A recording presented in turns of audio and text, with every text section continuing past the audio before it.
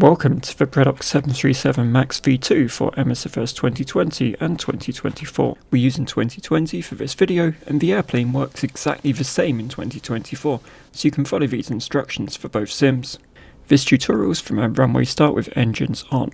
Let's look at the flight plan we've planned in the world map. We're taking high altitude airways from Stansted runway 04, taking Barkway 2 Sierra, to a direct approach for the ILS 05 at Glasgow.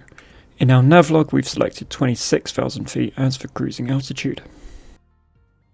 The first job on the flight deck itself is to clear out the master caution, which is on by default for some reason.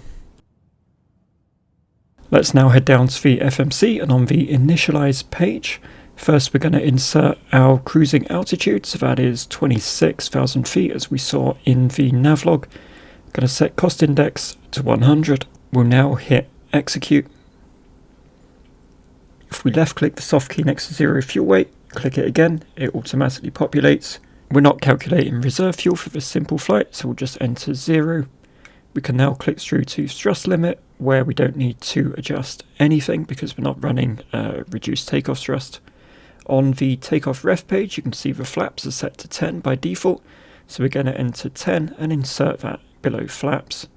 For CG, again, you just double click the soft key that auto populates it.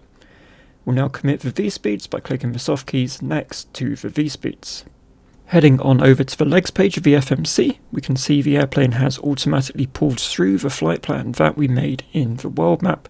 We'll see we've got a route discontinuity or a gap in the flight plan. To correct this, click the soft key after the gap, then the soft key before the gap, hit execute, and we've now got a continuous flight plan from start to finish.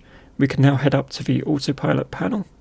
First we'll activate LNAV and then VNAV, and then we'll dial in our cruising altitude, so that was 26,000 feet. On the airspeed selector, we're going to dial in our V2 speed plus 10, so our V2 speed was 149, so we're going to dial in 159 here.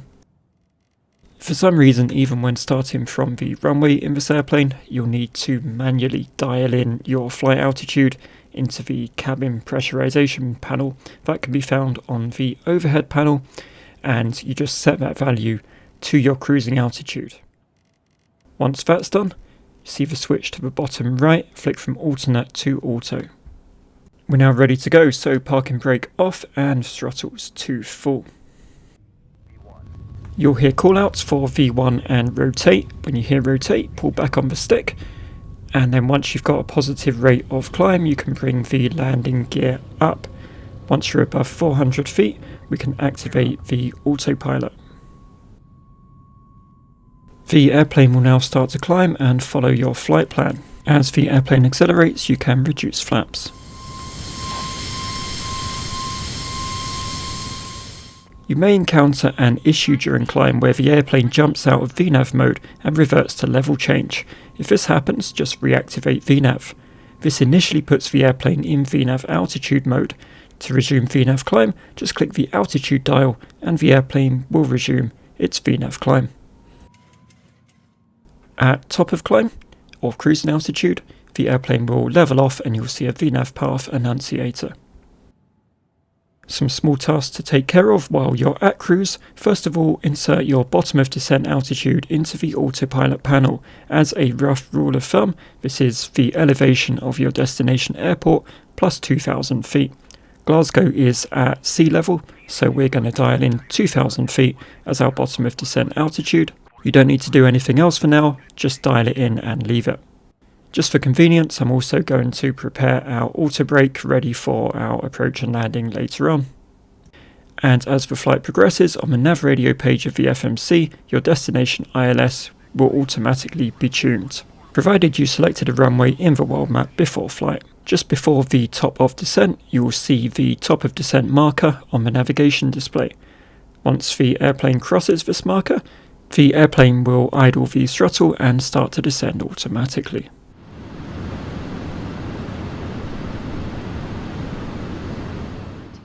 During descent, a target of 240 knots will appear on the PFD speed tape. Any time after this, you can begin decelerating to approach speed by applying flaps. As you apply flaps, the airplane will decelerate further. At the end of this process, the airplane will be at approach speed with full flaps. You can also extend the gear once you're at full flaps in approach configuration. You may want to extend spoilers at this point, as the airplane seems to get very slow and nose high when in approach configuration. An issue I experienced was that the airplane seemed to wander laterally during low speed flight, as you can see here.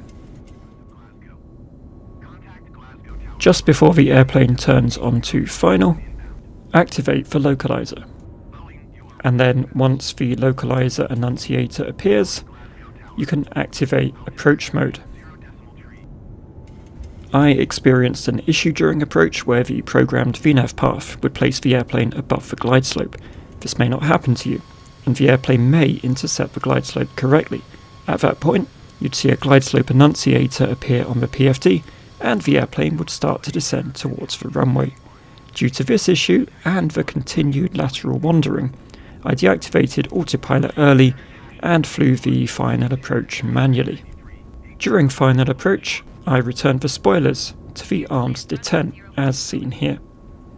Just before touchdown, I disabled auto throttle and manually reduced the throttle for landing. Note that once the throttle is idled, the airplane loses lift very quickly, so you'll want to keep throttle applied until just before touchdown. That concludes our tutorial for the Bredok 737 MAX V2. I hope you found this useful. If you did, please drop a like and subscribe for regular sim content. Take care, and I'll see you next time.